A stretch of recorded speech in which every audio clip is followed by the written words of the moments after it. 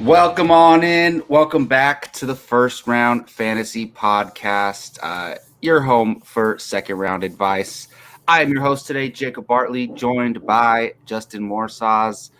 We are going to be doing a mock draft today, a redraft mock draft. We did a dynasty startup mock draft a couple months ago. So now that we are in August, we are in official redraft season. Football's here. There's a preseason game this week. Isn't that crazy, Justin?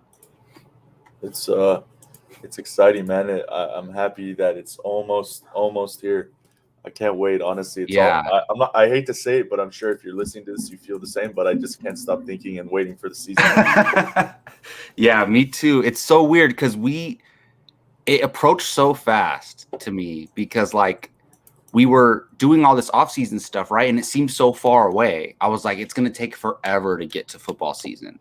And then we kind of took July off a little bit, and all of a sudden it's here. And I'm like, whoa, that was fast. Yeah, I mean, football, it's a second season in the offseason. Big things happen.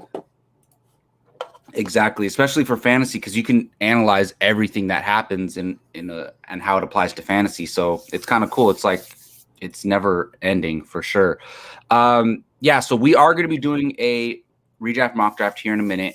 I do want to say we kind of took a little bit of a breakish over July just because it's kind of the dead month for football because it's after the draft. It's before camp, so before preseason.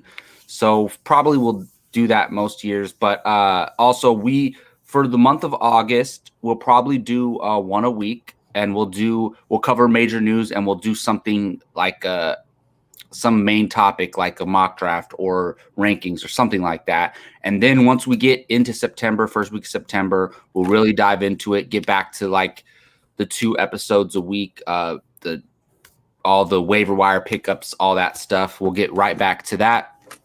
But before we get to our mock draft, I do want to talk about one major thing. And it's tough because there's so much little minor, camp news that we could talk about. There's a ton of things, right? But none of them are really definitive. Guys are banged up, Nick banged up a little bit, but there's not much we can tell you about that. But there is one big major team that we can cover, and that is the Indianapolis Colts with Carson Wentz going down with a foot injury. Apparently an injury he's had since high school is what I've heard, and he elected to get surgery, and that's going to put him out 5 to 12 weeks. Another thing to consider, for some reason, Quentin Nelson, the amazing guard, offensive lineman, who makes this team so great, protects the quarterback, opens up lanes for the running back, Quentin Nelson first had the same injury and is also out 5 to 12 weeks, which is very, very weird. I don't know how that's even possible. But Justin, first off, how are you thinking about Wentz, man? I know you're not really eyeing him in a 1 QB redraft league, but how do you look at the Wentz situation? How does it affect Jonathan Taylor and Michael Pittman, T.Y. Hilton, guys like that? I mean, I wasn't planning on drafting him to be a starting quarterback by any means, of course, but he would be an amazing waiver filler and might supplement an injury that you might unexpectedly have. But overall, it sucks because we saw the Colts. They were really, really good, and they had such a crutch with Rivers. And you're like, all right, Wentz, he's had his down moments these past couple of seasons, but it's got to be better. It's promising. It's a good team. And this is just a pretty bad shot. So I think it hurts Jonathan Taylor. It just hurts everybody. It's going to be less of a team just because their quarterback play is going to be pretty rough. And the thing I'm most sad about is Pittman's production is probably going to drop a bit. And me as a dynasty manager as well, yeah. It's just like I've been on Pittman just as long as you, so I was happy to see a better throwing quarterback come his way, and this is just pretty annoying to see. So hopefully they work it out, but I can't take any positive from this. It's just sad news for the Colts. Yeah, regarding the Pittman thing, I'm sure you can attest to how many times have I tried to trade for him. I've tried to get him, and there's probably a way to get him, but I'd have to overpay. But I agree, man. It's I don't think it automatically kills all these guys for fantasy, but it definitely lowers the pass catchers 100%. It lowers like it. You got to temper your excitement for Michael Pittman. Even though I still believe in the talent, I think he's going to be really good. But obviously, if you have a Carson Wentz in there who's playing well, he's going to perform better than whoever's going to step in, whether it's a rookie or whether they go get Nick Foles or whatever. The interesting thing is also, I don't know if you're familiar with Quentin Nelson, but he's like an amazing offensive lineman, and he's also out for 5 to 12 weeks. So with the Wentz thing and the Quentin Nelson thing, a lot of people are really worried about Jonathan Taylor. So prior to this news, Jonathan Taylor was going like this, basically the 6th pick of a 12-team league, right? In the first round. So does he still stay in that spot to you if you were to draft him in the first round, or does he go to the end of the first round, second round? What are you thinking with JT? I mean, if I had to buckle him up with people like, he's probably below Ezekiel, probably below Barkley, and just below Jones, and probably in that, do I go Eckler or do I go Taylor? Do I go Chubb or do I go Taylor? I think it kind of puts him at the bottom of that list now, but still keeps him at the upper tier list. He's still going to be good, but look at Zeke. That whole team went in shambles, starting with the offensive line. And even if you were a Zeke owner and you saw that he was putting up numbers, you saw that they were inflated via PPR rather than his big rushes and touchdowns. So offensive line is a real thing. So it's gonna hurt when you lose big names. So I still would like him, but I won't be reaching anymore probably. Yeah. So, and that's all after this news, right? So where'd you have him before that? Did you have him around that 6th pick in the first round? Yeah, I personally would contemplate maybe taking him over someone like Saquon, even though Saquon had that amazing year. It's just I don't like the injury potential, and I haven't seen it lately. If you ask me Zeke or Taylor, I'd still lean Zeke, but Eckler, Taylor, I still would take Taylor, but now I'd probably change my mind. Yeah, I kind of agree. I mean, I think especially and mainly we're generally talking redraft whenever if unless we say in dynasty blah blah blah, then we're talking redraft. But for me, for dynasty, his outlook doesn't change much because look, maybe he went from RB5 to RB10 this year, right? But for dynasty, I think the outlook's gonna be the same because who knows how long Carson Wentz would have been his quarterback in either way. So I still really, really like him in dynasty as a top first round pick. Yeah, I basically agree, man. I think you lower the pass catchers more, and Taylor definitely drops a few pegs, but not too much in my opinion. All right, so let's get to this 10-team mock draft, and I'll go ahead and explain a little bit some of the settings here. I'm going to zoom in a little bit. So we did 10-team mostly because, well, 2 reasons. We play most of our home leagues are 10-team leagues. So when we play with our buddies, like all of our drafts coming up, most of them are 10-team leagues. So it's more like closer to what we actually do.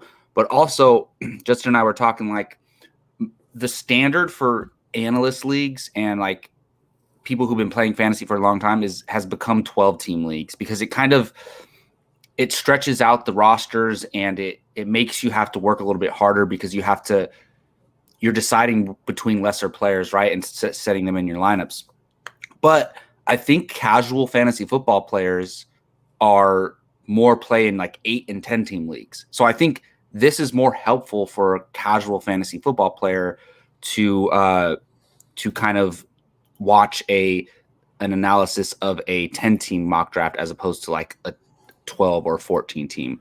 Of course, this is PPR, always PPR, maybe half PPR, but this specific draft is PPR and it's 1 quarterback. And also we have a quarterback, 2 wide receivers, tight end, 2 flex. We're not doing kicker or defense because those would be our last 2 picks anyway. And that's basically it. So if you're ready, Justin, we can go ahead and get started. I wanna go over one thing, and I love your opinion on this, and it's for the listeners as much as for me because I approach fantasy different than other people. I sometimes trust my gut, and sometimes I'm just a ranking slave, So I want to know your opinion.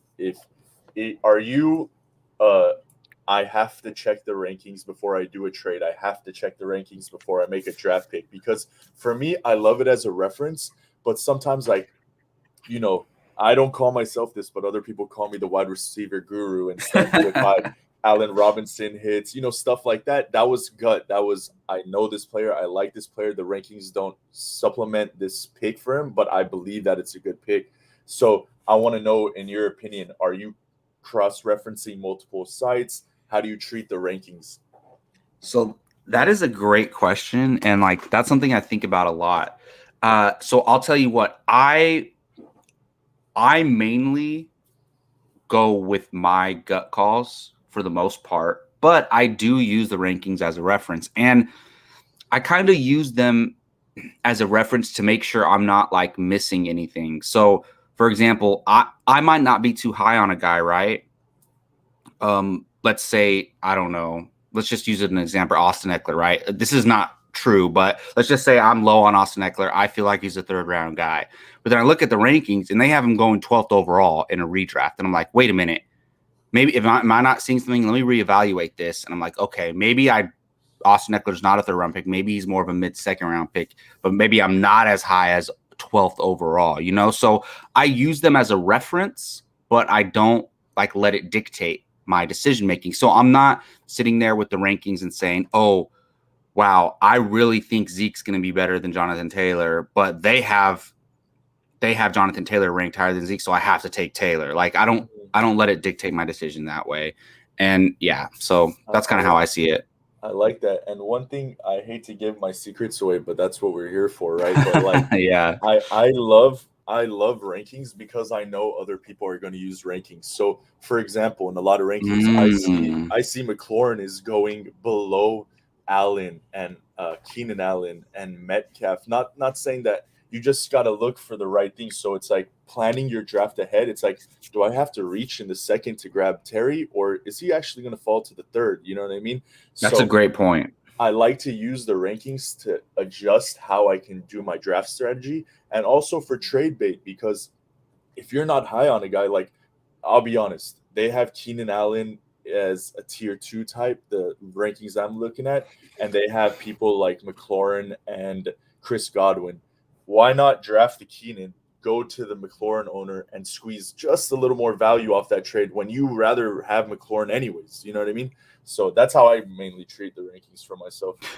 No, that's a great point. Also, that we didn't talk about until now is that like the rankings are kind of your reference for other people as well, because they're going to look at the rankings, and you can always, if you're trade negotiating, you could be like, look, they have Keenan Allen higher than Terry McLaurin, so let me get a little bit more on top in that trade. So it is definitely a reference point. And I can't tell you how many times me and Joe, your brother, have like gotten in debates, and we just point, because our opinions are our opinions, right? Like we can't make each other think, we can't change each other's opinions. But one thing we can do is like, look at the rankings. They have this guy higher. So they're useful, but like I think basically the lesson here is don't treat them as the end all be all. Don't use them to like make all your decision making. Form your own opinion, but use them as a reference basically. Cool. Good to have that clarification. Awesome. And that might and good thing you brought that up, because that might play into effect right now, because people might be like, wait, you're taking this guy, but it's because you're higher on him. So with all that being said, let's jump into this draft. So we have those starting spots that I mentioned, and then we're going to have 6 bench spots, just so you know, Justin. So we'll go ahead and get started here. And since this will eventually make audio form, I will go ahead and do my best to keep up with naming the order of the draft. And we're starting 1 QB, 2 running back, 2 wide receiver, 1 tight end, and 2 flex. Okay. 2 flex, correct. We always play 2 flex in our league. So, of course, this is a 1 quarterback league redraft. We have McCaffrey number 1, Dalvin Cook number 2, Alvin Kamara number 3. That's pretty, like, I don't disagree with that order necessarily. And we got Justin on the clock at number. Oh, and by the way, Justin's choosing number 4, and I'm choosing number 10. And this is a snake draft. Nice. Number 4 is a lot of nice names still, obviously. I never have had this player on my team. I've always wanted, and I think they're going for the win. So I'll go with Derrick Henry at the 4th spot. Yeah, that is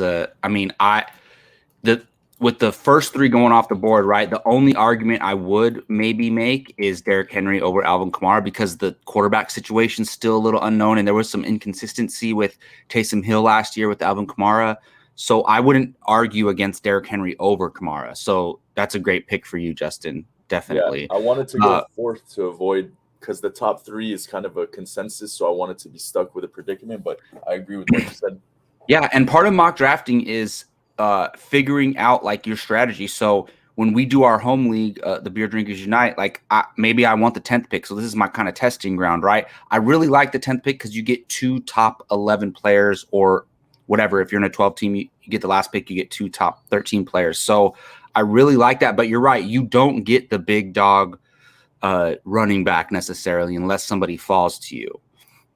So that is the risky thing. But the way this is shaking out, so Justin took Derrick Henry at number 4, then went Jonathan Taylor, Tyreek Hill, Saquon Barkley, Nick Chubb, Aaron Jones, and I am on the clock. And I'll tell you what, I will take Ezekiel Elliott in this spot. I can't believe that he fell to me at number 10. People are sleeping on him.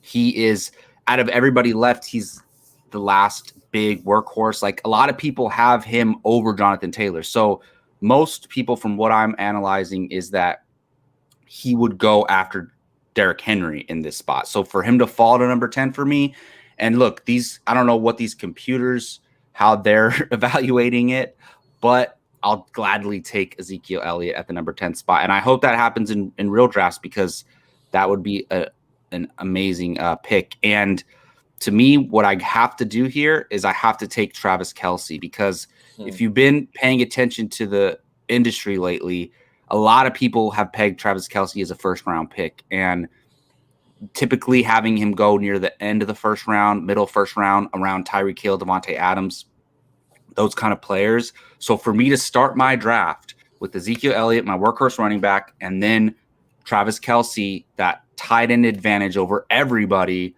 I'm very, very happy with that. So after Travis Kelce, we had Stephon Diggs, DK Metcalf, Devontae Adams, Austin Eckler, DeAndre Hopkins, and now Justin is on the clock with the 207. What's interesting is the computer took Metcalf and Diggs over Adams, which is pretty surprising to me. And it's not that I'm expecting to see that in a real league because I think Adams is consensus 1, especially with that whole last dance about to pop off. Let's win one before Rodgers leaves type of feeling. I think he might, but I also know their strength of schedule as of now is considered difficult. So that's pretty unfortunate because I was eyeing a wide receiver here and the top 4 dogs left. The only thing I want to think about here is drafting Mahomes. It may be early for a Mahomes pick, but I've never had him.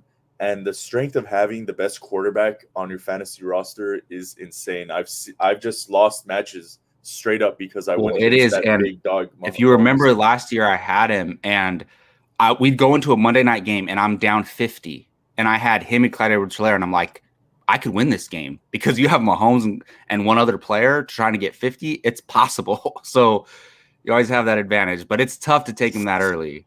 Yeah, I just know he's not going to come around again. But this is a hard spot. Ooh, if you were to get him in the 3rd round, that'd be great. Yeah, I'll go with a little reach.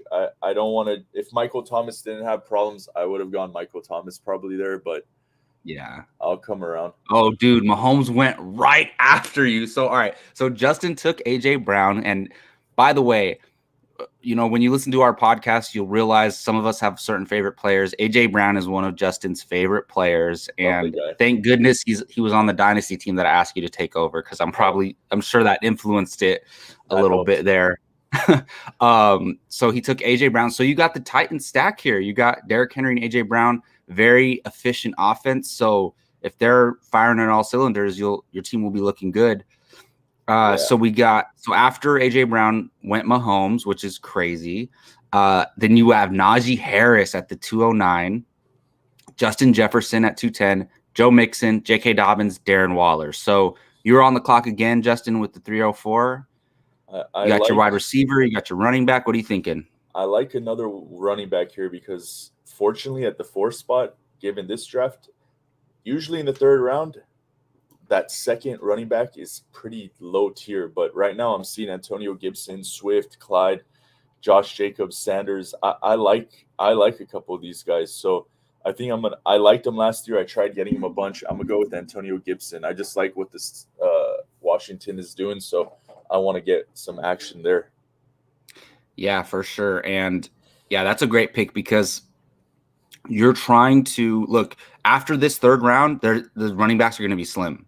So you got to shore up those two running backs, and there's a ton of wide receivers to take. So what I'm noticing with this sleeper mock draft is I don't think ADP has caught up with certain situations. For example, I think Adams should have went higher. I don't think ADP has cooked in yet that Rodgers is for sure back. Also, Michael Thomas probably should go like in the 6th round or later because that's a completely iffy situation. So anyways, so after Justin took Gibson, we had Ridley, Keenan Allen, Michael Thomas, Clyde Edwards-Helaire, George Kittle, and now I'm back on the clock. So I got my running back and my tight end. So let's see what we can do here. So this is why I love the 10th spot, because now I'm like, okay, even if I'm going to come away with a running back no matter what here in one of these picks, because after that, there's going to be nobody left. So I know for sure I can lock up a running back, but it's that other pick that has me wondering what I should do here. Okay, so, and there's not a running back I love, to be honest, but I'm going to go with Terry McLaurin here. I don't have a wide receiver yet. I do think Terry McLaurin has like top 5 upside, to be honest. I'm not saying he's going to get there, but there's certain guys that you could, if they end up in the top 5, you're not going to be completely shocked. And Terry McLaurin is one of those guys to me. So I go Zeke, Kelsey, McLaurin, and then I get my next pick. I'm feeling pretty good about that. But man, I don't love these running backs. See, even, after Clyde goes, it's really rough because Swift is in a terrible situation. Jacobs is in a terrible situation. Miles Sanders, we've been there, done that. We don't trust this guy. This is very, very tough. But you know what? Look, I'm going to, plant my flag, and I've been singing this tune all summer long, and this dude is so underrated. Give me David Montgomery in the 4th round. Look, he's not the most efficient guy, but it's all about volume. And Tariq Cohen is not healthy to start the year. They don't know when he's going to be back. One of the main reasons David Montgomery succeeded last year is because he got a lot of work in the pass catching game while Tariq Cohen was out for the year. And a lot of people have used that as an argument against David Montgomery. But now Tariq Cohen's out to start the year. So, and you have Damian Williams there. I honestly think David Montgomery should be a 3rd round pick, to be honest. Like, I think he's so underrated. And like, if we are like planting flags on guys that we really believe in, David Montgomery is one of those guys. So I feel really good about this. Yeah, I'll comment on that, but just as know, Montgomery, Chris Carson, Swift, Jacobs, Allen Robinson, Julio Jones, and now it's on me. The thing about David Montgomery is that last stretch really saved his whole outlook, because before that, no one really wanted any action, but his production was saying, hey, you gotta have me on your roster, and a lot of people, you know what? I'm surprised he's not going higher, to be honest. He's just not a sexy pick. People, that's what it is. It's not something you want on your team, but I don't think you'll be upset if he is on your team. Type of. I have a tough spot right here because I drafted 2 running backs, but I did not expect Miles Sanders to be left on the board in the 4th round. But I also have a guy in mind that if I don't grab, I'm not going to be happy given the spot where he's at. So I'm going to go Josh Allen because I want an elite quarterbacks. Yeah, I don't hate that pick. Look, you were thinking about Mahomes in the 2nd to get Allen in the 4th. I'm not hate because he could finish higher than Mahomes. Like, that's definitely possible. So yeah, it's I don't hate that. The reason I went him over Murray is because I'm not in love with overall what's going on in Arizona.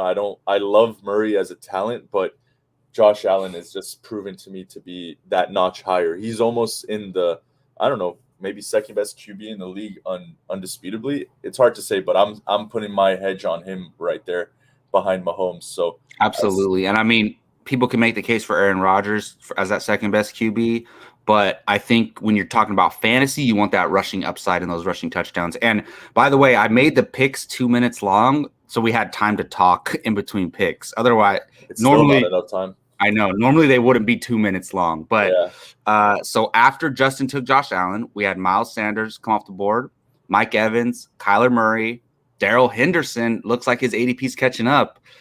CD Lamb at the 502, and then Cooper Kupp at the 503. So we got Justin back on the clock at 504.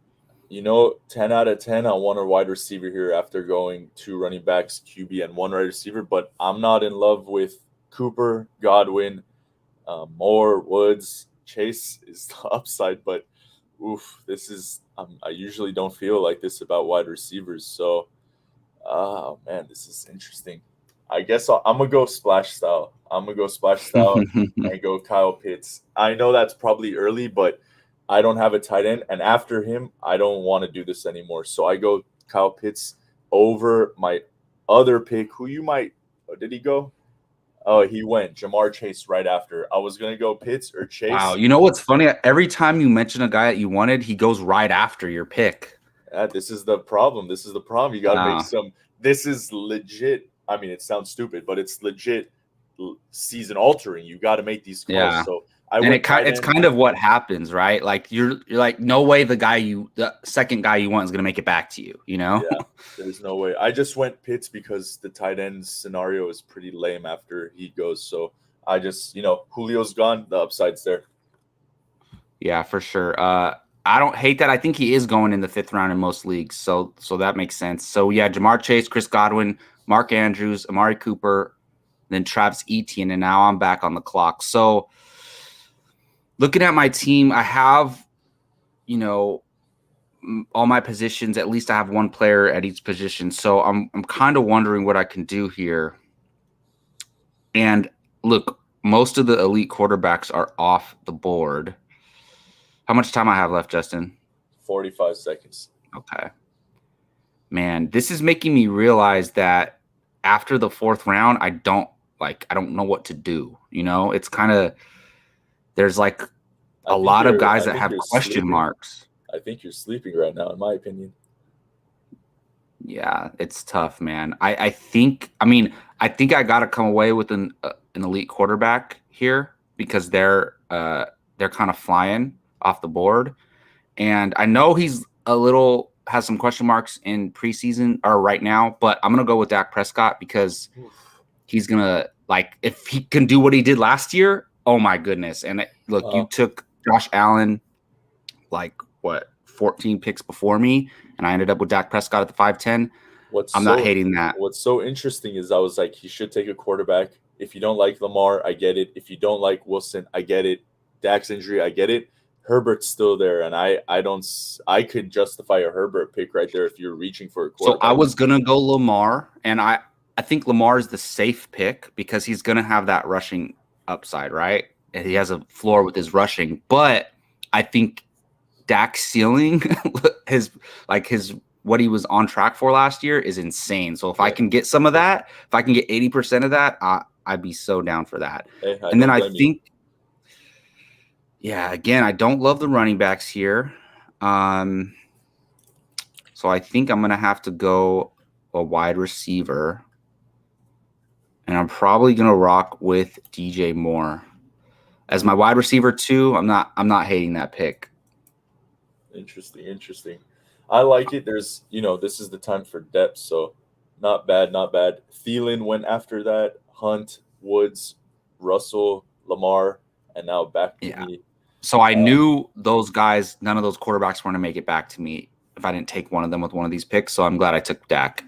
Yeah, I see it. Herbert's still there, but that's a chance that he might not be in a real draft. So for me, what I'm thinking is I have to go wide receivers now, and Lockett's there, Galladay, Deontay, Devontae, Ayuk. It's kind of hard right here.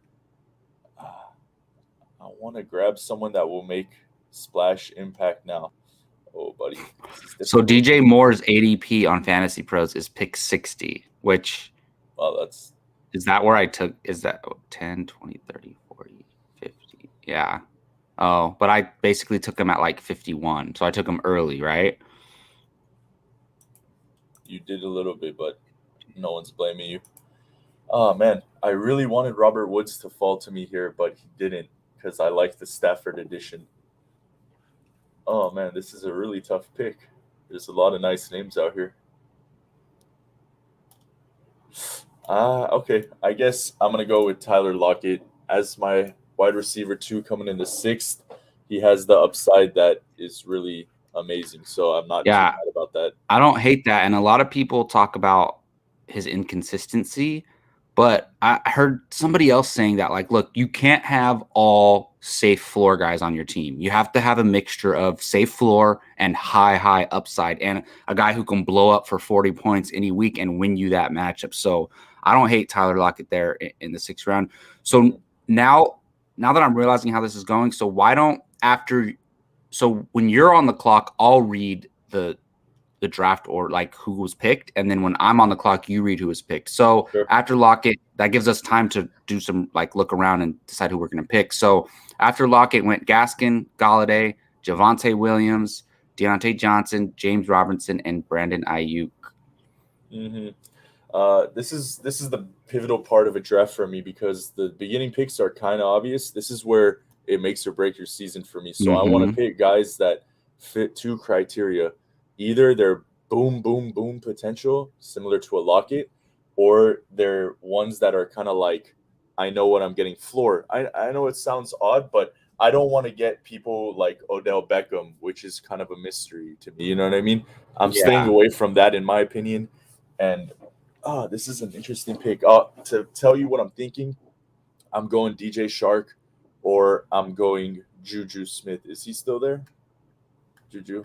I thought I saw him. Yeah, he Yeah, is. Juju's there. I like Shark because the Lawrence might plug up, and I know Juju just signed a contract, but that's too many mouths to feed over there. I'm going to go DJ Shark. And I went him over T. Higgins too, similar to the issue with Juju. Just a lot of mouths to feed in Yeah. Cincinnati as well.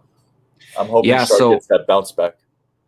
I was looking at it and I was thinking like, okay, if I didn't take Kelsey earlier, I wouldn't have been mad with taking TJ Hawkinson around this pick, but he went shortly after you.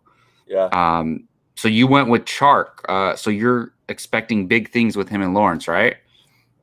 Yeah, I want to believe that. Just it's a combination of receivers available and then potential. So I could have went Higgins, I could have went Claypool, Juju, but this I'm a situation guy. This is where rankings don't run my life because I think Shark will do better with less mouths and a number one QB coming out of college. So that's my anticipation for it. To say what happened after Devonta Smith went, Hawkinson, as you said, Claypool, where left Juju still on the board, and Herbert, followed by Higgins. Awesome. So I think you made a great point about like not letting rankings run your life because they kind of they don't run your life, but they matter more, I think, in the first 2 or 3 rounds because it's kind of the same top 30 guys going, right? But once you get to the fourth, fifth, sixth, seventh round, you kind of go with guys you like or guys that you really believe in. Man, this is a tough pick. Okay, so where'd he go? Where'd he go? All right, so this is going to be a reach to most. So I took Trey Sermon, but here's the thing for me. I fully believe that Trey Sermon is going to be the starting running back for the 49ers. I really believe that. Look, Mostert is going to come in. I think he's going to get banged up, and because he does every year, and I think Trey Sermon is going to be the starting running back. And look, I have Zeke and David Montgomery, so I feel comfortable with those guys while I wait on Sermon to kind of cement himself and take that job. And the reason why I took him is because I would love to take an ETN or a Javonte Williams at this point, right? But they're gone. And I do like Michael Carter, but I like Trey Sermon a lot more. I think I really, and I know I'm a Niners fan, so there's a little bit of homerism, but I truly believe he has RB1 upside. So I'm happy with that pick, to be honest. And honestly, I do this a lot. This is how I play, and I want to stick true to that when we're doing mock drafts. I'm going to load up with both of these guys, Trey Sermon and Raheem Mostert. So that way I have a for sure starting running back. So I actually, and Justin can attest to this, I actually do that a lot in drafts. Like last year, I took Nick Chubb and Kareem Hunt in our home league. And so I think this is true to me. To me, I basically just guaranteed myself a starting running back with I, those I 2 picks. I see, and I'm happy you do it because I will never ever do that in my life. In my draft strategy, I think Hunt and Chubb are an exception, but you just, in my eyes, wasted 2 mid rounds to shore up one. So I stay away from split backfields as much as possible. So it's hard to do. It's as every Well, year goes on, there's it more gets split harder and backfields than harder. not, No, you that's what I'm know? saying. It gets Uh, harder and harder to do that. But if that's your outlook and you're a Niner, you got to have fun too. If you don't like your fantasy team, then what's the point of playing? You know what I mean? So I like the fact that if you're a Niner fan and you believe in it, then get them both so you're shored up on that. But after that, Rogers went, Gordon, Lawrence, Edmonds, Mike Davis, and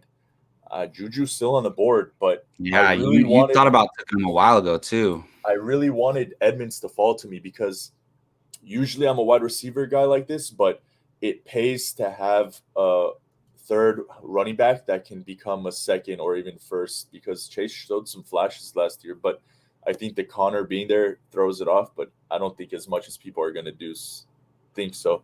With this, I just got to go with, in my mind, the best player available, fill in a flex spot, and I'll grab Juju. Yeah, I mean, you were thinking about him around previous, so how can you hit on that pick? Yeah. So then Beckham went, Noah, Font, Fournette, Sutton, which could have a nice bounce back. I really do like him as a late round pick. And then over Judy. Brady, and Tom then Brady, yeah. Judy goes. That's interesting. Judy and Sutton 2 picks apart. That is very Yeah. interesting. It is. It is. So I'm stuck with 4 wide receivers and 2 halfbacks. So I'm definitely looking to score a running back here. But if the pickings are slim, I might have to pass. This is hard. And Where's see, David Johnson at? Houston still, huh? that's why I took Sermon and Mostert, is because I didn't love any of the running backs singularly that were left. Yeah. So like I you the Niners run so much, so like that I don't think it was a bad move for me. I'm just pointing out that it's kind of against what I do, but it's not bad by any means. Oh man, this is difficult. This has to be a running back pick because there's nothing left after this. Wow. Oh man. I guess I don't like anybody, so let's go with rookie upside, Yeah, Mr. Carter. Honestly, I probably would have taken him if he would have got to me, because who knows, man. I know there's a lot of guys there, but I think he's going to take the job, and especially in the passing game for sure. So yeah, after that we had Waddle, Debo, who I had Debo on my freaking my queue. I wanted Jarvis Debo too. Jarvis Landry, Ronald Jones, Robbie Anderson, and now I'm on the clock. So I have my 2 wide receivers, and then I guess I can call it 3 running backs, but really 4. I got my tight end and my quarterback. So my team's pretty balanced, so I can just go best player available. But like you said, are there any running back steals around? Because you kind of want to get in on that before they're all gone. And This is there's also one. handcuff territory. Yeah, it definitely is. And that's basically what I did. But man, I kind of wish I would have waited on tight end and quarterback, because there's still a lot of guys that I like. I agree with quarterback, but tight end, don't do it to yourself. Well, I wish I would have been happy with Hawkinson a few rounds earlier. I agree. I did forget about Hawkinson. I would draft him 4th over Andrews. So I'm going to go ahead and take Damian Harris here with this first pick. I think, look, New England running backs are deadly. Like, they can we've struggled with them so much over the years, but I do think there's a chance, and we saw it last year, some flashes of this guy being the lead running back there. And there's always a chance, maybe Sony Michel gets cut or something. And I know Cam Newton, takes the goal line looks, but what if Mac Jones takes over that job? I think Damian Harris outlook looks a lot better. And I want a running back who's going to get touches. And I feel very comfortable that he's going to at least get like 10 to 15 touches every game. So I'm happy with that. I'll go ahead and rock with one more running back before there's literally nobody left. So I've definitely got to be looking at my wide receivers here now. Man, I would have loved Debo here. Oh, David Johnson's still there if you were looking for him. No, I just wanted to know where he's at. I don't want him on my team at all. Yeah, so okay. I don't want to rely too much on rookies. There's a couple rookie wide receivers I like, but I'm gonna go with the safe Tyler Boyd. I think look, he doesn't get injured. He's a PPR monster. I know we got Jamar Chase there, but I just think Tyler Boyd is very safe. And if you're looking for some upside wide receivers that can just, you know, that you can throw it. Like I feel comfortable starting Boyd in one of my flex spots every week. Honestly, I feel very comfortable with that. So after I took Boyd, we had James Conner, Dallas Goedert, Kenyon Drake, Curtis Samuel, Mike Gesicki. So we're in the 10th round. Mike Gesicki was the 10:06, and Justin's on the clock at 10:07. Boyd is extreme value in the 10th round. I love that. I love that pick. So Yeah. right here, I filled out all my spots, and I have two ideas: depth for security or trade bait. And I know this might not happen, but I'm looking right now at the trade bait out there, such as AJ Dillon.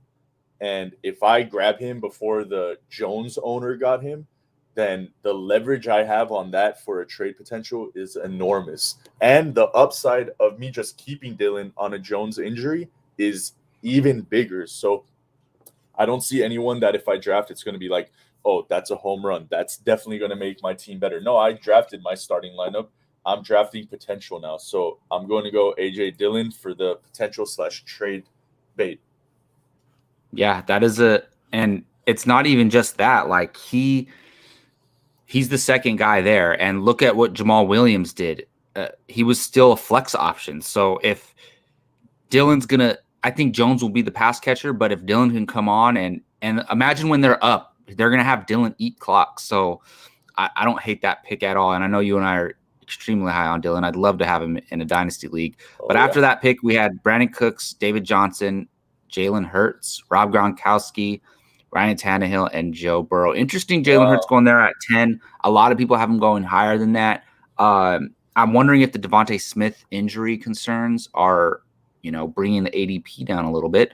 But Justin's back on the clock at 11:04. I was contemplating drafting a second quarterback, but again, with that trade idea in mind, but every team had drafted a quarterback. So although Hurts went late, Tannehill went late, Burrow went late, I'm not even sure if they did. I just think there are a lot of good quarterbacks. So that maybe that Yeah, makes me reconsider the draft early for a Mahomes or Allen or Murray and just pick a QB in 10 through 12 and still get a stud. But I think the difference between Mahomes and Allen to Tannehill is kind of significant enough to draft that. So it's an interesting predicament. That's actually kind of good to think of.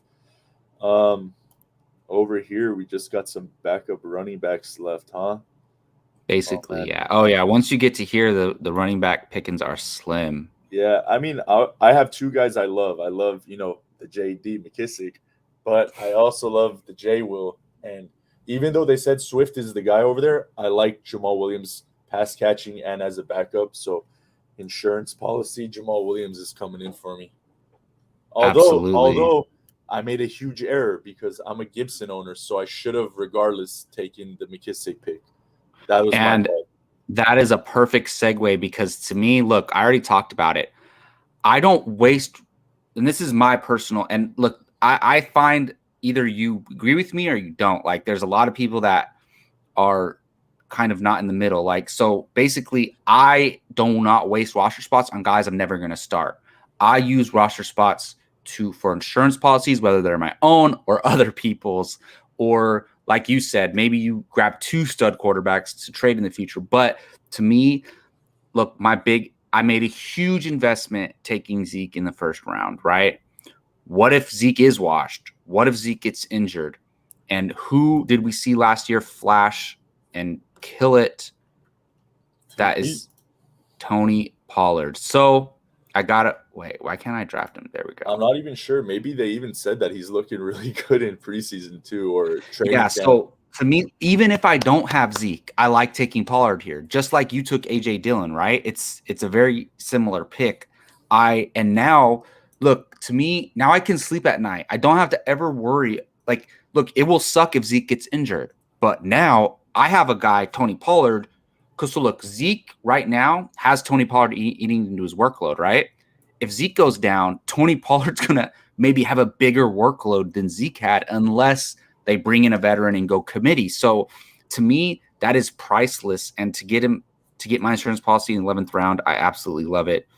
So another, to me, not a necessarily sleeper. People are starting to catch on, but to me, I think this guy's going to be the number one wide receiver on his team, and he's a rookie, and I think he's going to do big things, and that is Rashad Bateman. I don't think he's going to be the number one target on the team. That's going to be Mark Andrews, but I do think he's going to, like, we haven't seen Lamar kind of feed a consistent, usable fantasy wide receiver, and I think Rashad Bateman's going to be that dude. I don't know much about him, but I just feel really good about it. Like, there's a lot of these rookie wide receivers, they're coming in with a lot of competition for targets. Mm-hmm. And one who wasn't is Devontae Smith, and another one is Rashad Bateman. So I love that pick. And after I took Rashad Bateman in the 12th round, we had Marquise Brown, ironically, go right after him. Antonio Brown, which I think that's a great pick in the 12th round. I think he's a little bit of a sleeper there. Devin Singletary, Deshaun Watson, interesting. And then Gus Edwards, I really like Gus Edwards as another handcuff or insurance back to throw on your roster. And we got Justin back at the 1207. I guess he's still there, so technically I should go J.D. McKissick, but I still want to scour because I went 3 running backs in a row, so a wide receiver might be ideal, but I do have 4 wide receivers, so there's never too many running backs. So, wow. What do you think about having 2 tight ends? Like, do you avoid it? Do you go for it? Or what do you feel about that? I go 2 tight ends if I have to grab low end ones. Like, do I go Logan Thomas or Tonian? And it's like, well, I'll just grab both of them. One of them pops, But if I have Pitts, I'm not hedging on Pitts. I draft him in 4th round because I'm not thinking it's going to be necessary. Yeah. So, I mean, Michael Pittman's still here, but oh God, the news really hurts.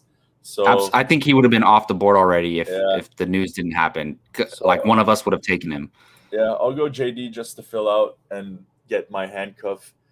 So that's where I stand. Ooh, so I've been creating a queue in between picks just so I know who to take, and my queue just emptied. Yeah, those were your guys, huh? Why would you be high on Mike Williams? How many chances do you have to give this guy?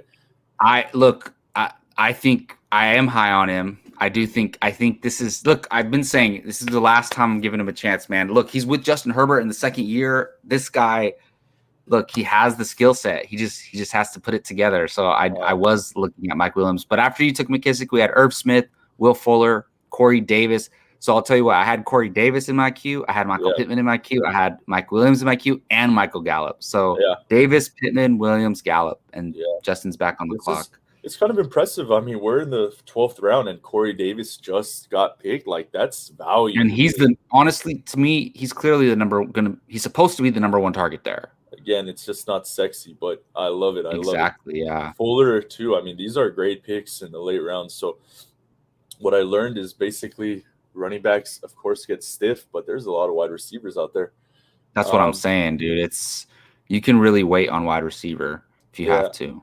I'm going to finish my draft by getting wide receivers with that said. And here, again, am I reaching for floor? I don't want floor. I want, this guy's a boom to the ceiling. And Henry Ruggs is that man for me. I like him. I like the speed. I like the flash. So maybe he'll have a better campaign rather than his rookie year. So it's a good shot in the dark for me. Yeah, you've been talking up Henry Ruggs a little bit. Like, that's not the first time you mentioned him on the podcast this offseason. Yeah, he just didn't. I mean, rightfully so. He doesn't get a lot of love because he didn't do a lot, but I think he should do better. And he was the first wide receiver drafted in 2020 over all these other guys who are just like wide receiver 1s or 2s now. This was a GOAT wide receiver class. I'm not going to lie. There's great wide receivers coming out from last year. Absolutely. So we saw Nyheim Hines go, Kenneth Gainwell. Man, Kenneth Gainwell is getting a lot of hype. I'm not sure about that. Hunter Henry, Justin Fields, Tyler Higbee. Okay, so I'm back on the clock, 13-10. We don't have too many picks left. So now you're just kind of taking dart throws, right? You're trying to see what can stick. And I got to look at my team here. And this is your last 2 picks of the draft. Are they? Yeah, we end at 14. Oh, you're right. Okay. So, with that being said, look, Dak's a little injured. And we hear reports in camp that Trey Lance is challenging Jimmy G for the job. So I don't think this is a crazy pick. If something happens to Dak and we hear Trey Lance is taking that starting job, he has a lot of rushing upside. A lot of people think he's automatically a top 10 fantasy QB when he steps in, just because he's gonna run a lot. So I don't mind taking a flyer on Trey Lance there. Let's see. I got. Okay. You know what's interesting? Well, go ahead. I'll explain during my pick.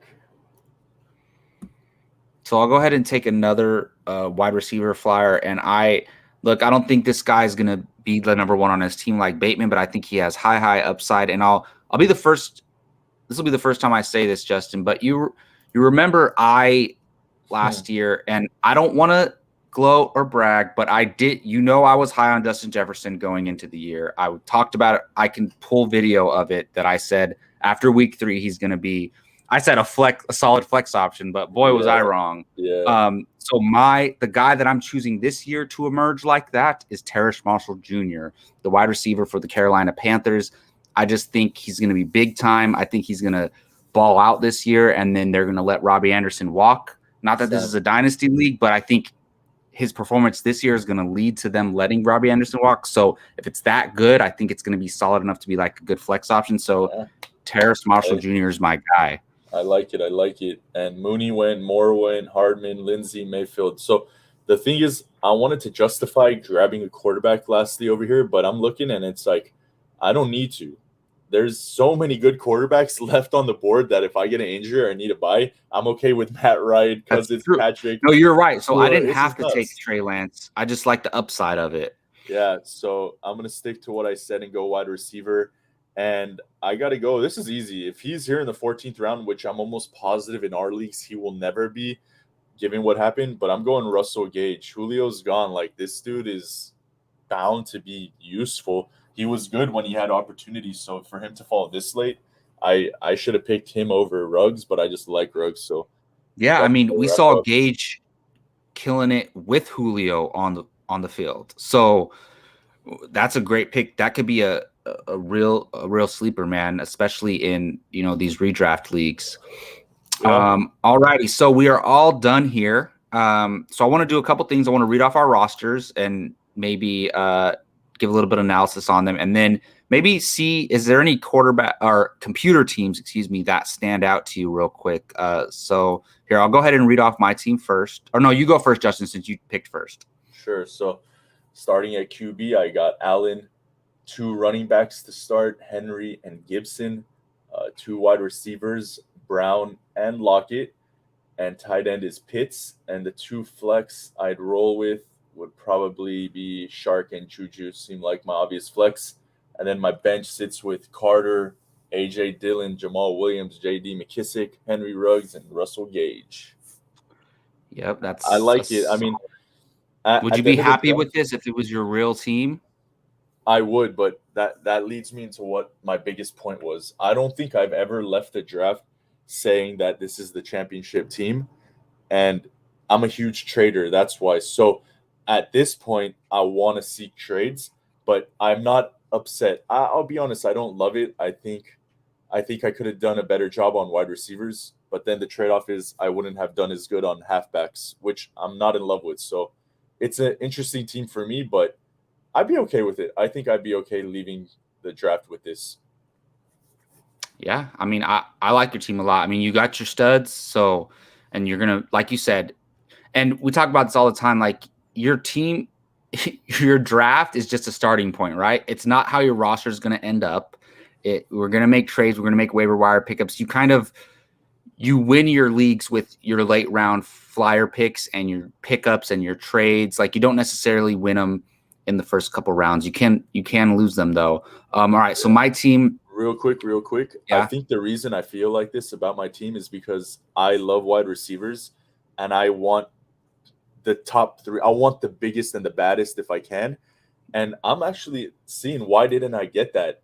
But it's weird because I think that extreme upper echelon of wide receivers kind of degraded from the past 2 years, and it's super middle up heavy kind of like you had Michael Thomas, Hopkins, and Adams and Tyreek Hill just like absolute monsters the last couple of years. But this Mm-hmm. year, I think Tyreek Hill is still there. Devontae might still. Michael Thomas fell down a little bit. Hopkins fell down a little bit, I and no think one. Diggs is up there now. But does Diggs hit that Michael Thomas level of 2 years ago? He's close, but I think that's why even if I drafted the Diggs, even I don't think there's any wide receiver that's going to make me feel like that this year. But obviously they are upper class wide receivers. But I hope that makes sense to you. No, for sure. And I get what you're saying. Like before, like these last couple years, every time I look at your rosters, you have four like stud wide receivers, right? Like, and you're starting two in your flex. And I'm like, how did Justin end up with that? Like, it's because you're probably taking guys like Allen Robinson late, and even he probably should have went higher than the fourth round here. But like you said, it's going to be hard to end up with four stud wide receivers on your roster this year. It looks like. Yeah, but And it's you know still what also middle plays heavy. into it. I know you typically don't take a quarterback and a tight end in the fourth and fifth round. So No, that never. probably plays into it as well. You probably like maybe in a real draft, you probably would have went Allen Robinson and then maybe CD Lamb or something, right? And then you would have had No, I mean I wanted to change my strategy because I lost a yeah, couple of games not for having the best quarterback. So if Allen's there, that's I just true. this year I promised myself to grab the upper quarterback if I can grab him, but definitely over Pitts, I would have liked to see like I would feel much better if I had Amari Cooper and TJ Hawkinson than if I Yeah. had Pitts and Juju Smith. That's Yeah. kind of You how could I have was feeling. waited for TJ. And I get what you're saying too. Like that's the thing. Be open-minded and willing to adjust your strategies, right? Like Justin was just saying, he avoided taking quarterback and tight end this early for a lot of years, but you realized it was hurting you last year. And then I remember you made a trade for Darren Waller, right, last year. And then Oh you man. were so now I think that experience makes you value tight end a little bit more now. So you're Yeah. like, okay, I would love to come away with the top four tight end. Darren So Waller changed my season actually. be willing to, yeah, and changed mine too because you beat me in the playoffs. But that's another story. Is that the game he dropped 50 plus? He went monster one of those I don't games. know, Monday but night. remember, it came down to a Monday night game, and like I had a kicker and you had a defense, and I ended up Oh losing. my It was god. terrible. That It was was funny. awful. Was that real or beer? That was That that was was beer. real. That was Yeah, that beer was real beer. drinkers. I had Waller and beer. It Yeah. was to go to the championship, and it was stupid. But Yeah. anyways, but yeah, but basically, like, be willing to adjust over the years. Like, if you're a guy who's like, I take four running backs to start my draft, no matter what. Like, be willing to, veer away from that if the draft board, changes that for you, because you never really know what you're going to do until the draft, because you don't know how the draft's going to fall. And I've gone in saying I'm going to take two running backs to start the draft.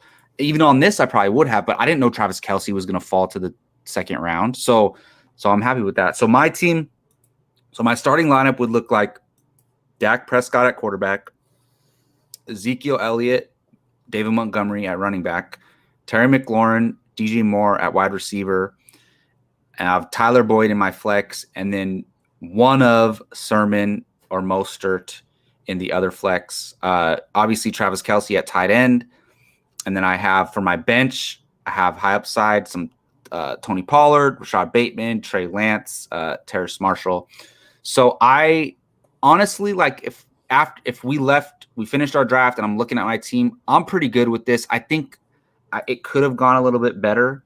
It's also like when we're drafting, our full focus is just on our picks, right? Right now we're podcasting and drafting at the same time. So I don't love my team, but I'd be happy to go to war with this team. I'd be totally happy to go to war with this team. So I veered away from what I normally do. I normally always go two running backs in the first two rounds. But like I said, if Kelsey's there, I'm taking him in the second round. Yeah, I like your team a lot. It has nice balance. If I had to adjust, like if my target going into the season after the draft for you would be to consolidate something and grab a wide receiver too, if that's possible. But that's also on the back that I don't necessarily like DJ Moore being my wide receiver too. If he's wide receiver 3 for me, amazing. If he's wide receiver 2, I'm not feeling good. But that's just preference. That's how I roll, you know? Absolutely. And, What would you that's the change for my thing. team? Oh, go ahead. Oh, no, no.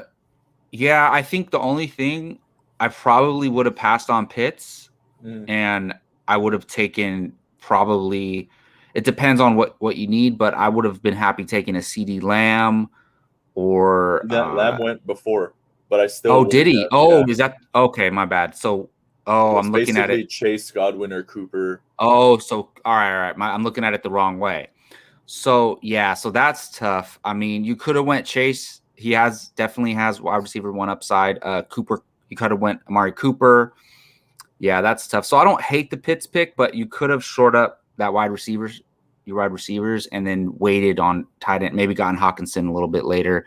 Yeah, I Uh, would try to package Lockett and Smith with either Carter Dillon for a wide receiver too, because I'm not happy with those as my wide receiver too. I would try to move up and ask the Keenan Allen guy or the McLaurin guy and see what else I can throw on if that's not going to get it. yeah, so probably my regret. I love Dak. I love having the upside of Dak, and if like we talked about, his ceiling is endless. But I wish I would have waited on quarterback, because there was a lot of quarterbacks that I would have been happy with later on in the draft, and I wish I would have. I mean, I think the draft went. Oh, so it went this way, right? So I took Prescott, then Moore. So yeah, I mean, I don't know who I would have taken over Dak, but I would have just liked to shore up my positional players a little bit more. That's the Um, problem with the draft. You can't get everything done. You just got to do your best, to be exactly, honest. right? Exactly. So as far as the other teams, like Team One is ridiculous. I just looked. I love That their team top is end. stacked. Like Yeah, the first 6 round, even the first 7 rounds. Oh my goodness, dude, yeah, that they, team they is drafted well. stacked.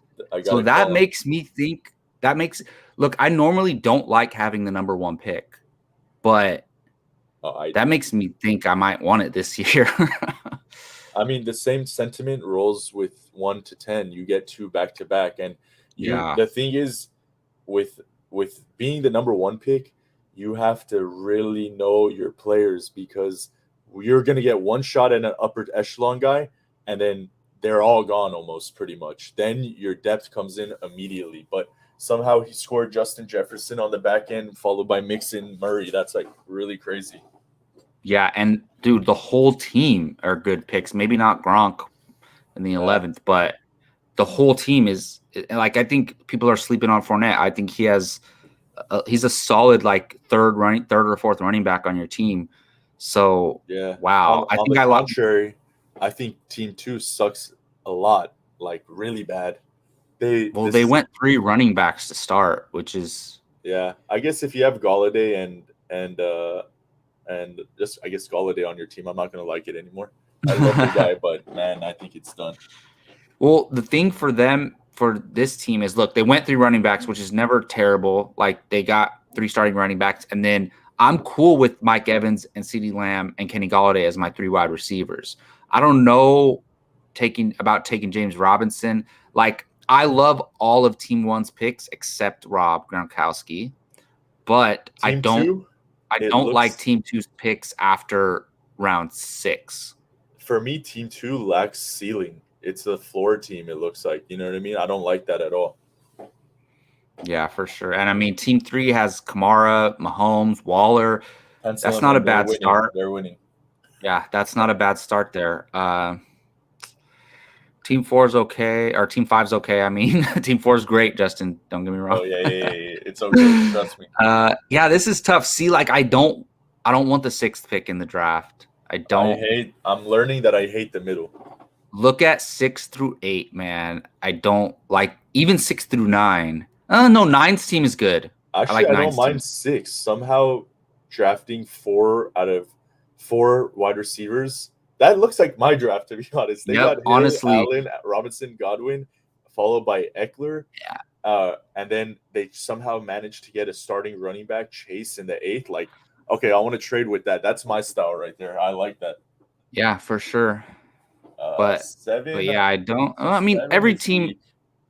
every team has their 2 studs, right? But it just depends. Like Saquon's a little iffy, but Adams fell to them, so it's not bad. Yeah, I don't like 8 at all, to be honest. It's just a weak Yeah, team. yeah, for sure. No, it's crazy, but I like think I like my team a lot more than Team 8 for I'm going to tell sure. you this right here. Whoever drafts Clyde is not going to like their team. They're going to be forced into drafting Clyde due to Because he's ADP. like the last running back left. Yeah, but Like, I might yeah. even rather have Swift or Carson or Montgomery or Sanders. Just the floor for the ceiling for a Chiefs running back is just weak. It's like almost worse than the Patriots, I think. Nah, I mean they're I don't know stats. Prove me wrong, but to me, I don't like their running backs. No, I know what you mean, and that was obviously a disappointment last year. He was going in the first round, and then he was basically like an RB2.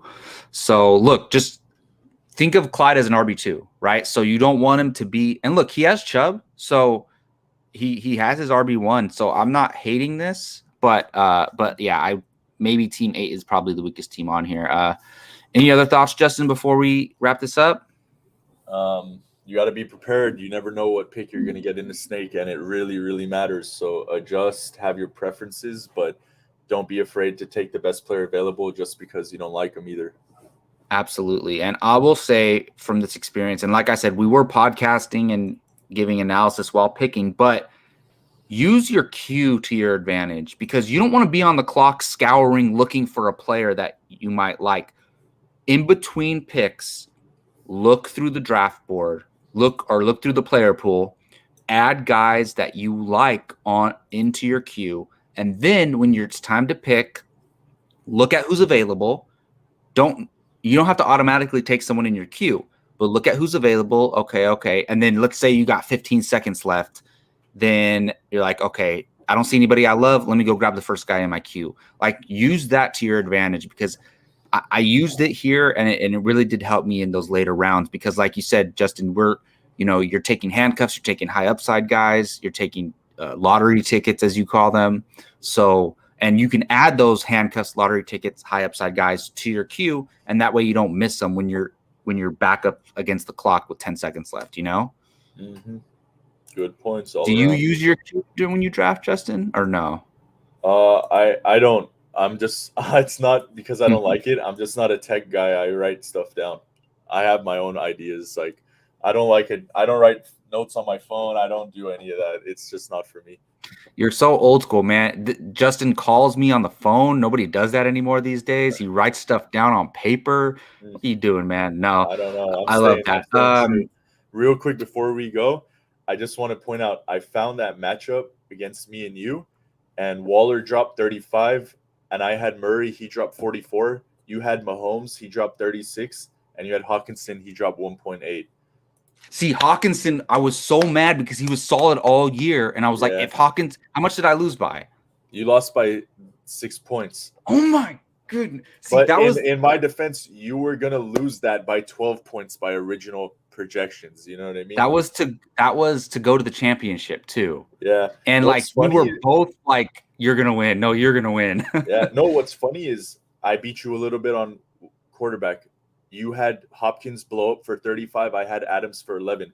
It was truly a juggernaut matchup. I think on a normal year, any one of us would have won. We would have won the championship, but it just so happened Gabe had Kamara drop 61. So, what Every can we team do? that had almost every team that had Kamara won last year. Almost. Yeah, At least the ones that made it to the championship, except your team in Rio. But I didn't make it to the championship. I was Yeah, you third. didn't. Yeah, You would have won, Did, though. I would have won. Yeah. Yeah. But just to put that last week of the season, I played Damon and Waller dropped 50. So this is the power of a tight end. You know what I mean? Yeah, no, absolutely. So that's why I'm not mad grabbing Kelsey or Waller up there. Kittle does scare me a little bit, but I want to answer this guy's question real quick. Yeah. So Samuel Jacobowitz, did you have something you were going to say real quick? He thinks he has a playoff team as well. Yeah. So here's a question from viewer Samuel Jacobowitz. I traded Juju for Michael Thomas because Akers, who was supposed to be my flex, got injured. And I thought that once Thomas comes back, that will make up for it. Wow.